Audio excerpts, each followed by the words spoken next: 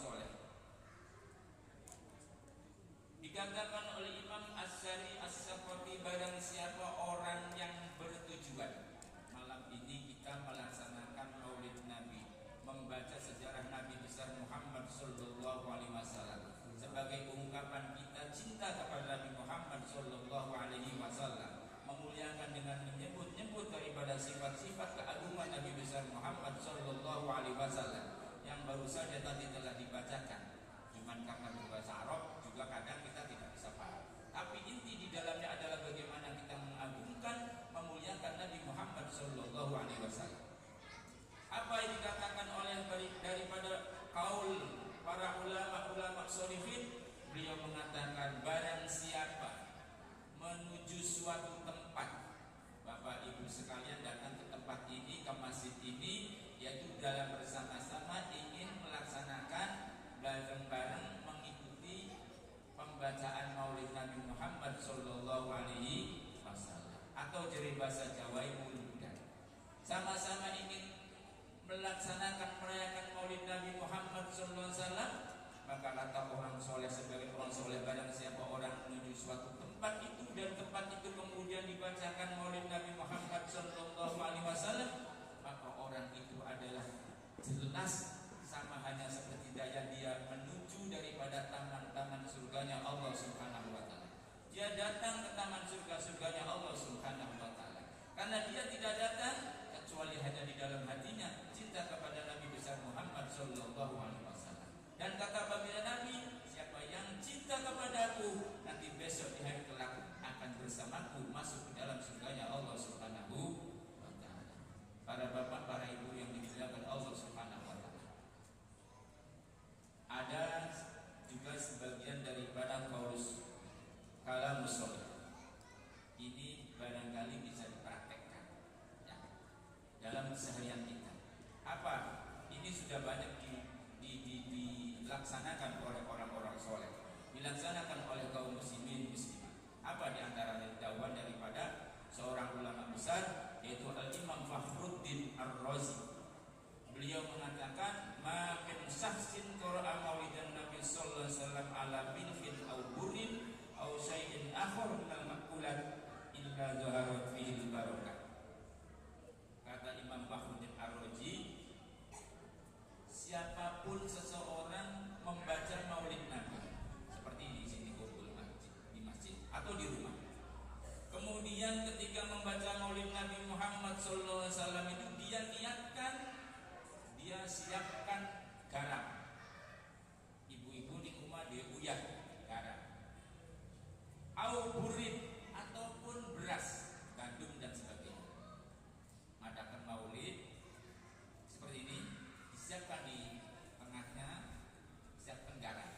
Garam diwadahi piring atau kemudian beras yang diwadahi piring atau apapun wadah, yang kemudian dibacakan Maulid Nabi besar Muhammad SAW, dibacakan Adibah, dibacakan Barzanji, atau dibacakan Burdah, atau dibacakan ajab yang isinya adalah perayaan Maulid Nabi Muhammad Sallallahu Alaihi Wasallam, mengagungkan Nabi besar Muhammad Sallallahu Alaihi Wasallam, atau sayyidin akhar dari makanan-makanan, atau dia siapkan makanan bukan saja beras atau makanan-makanan yang lainnya di depan itu, maka apa? Akan tampak dalam makanan-makanan itu adalah keberkahan yang Allah berikan kepada orang-orang yang memakan makanan yang dibacakan oleh Nabi besar Muhammad sallallahu alaihi wasallam. Begitupun apa-apa yang berhubungan dari makanan itu. Contoh beras.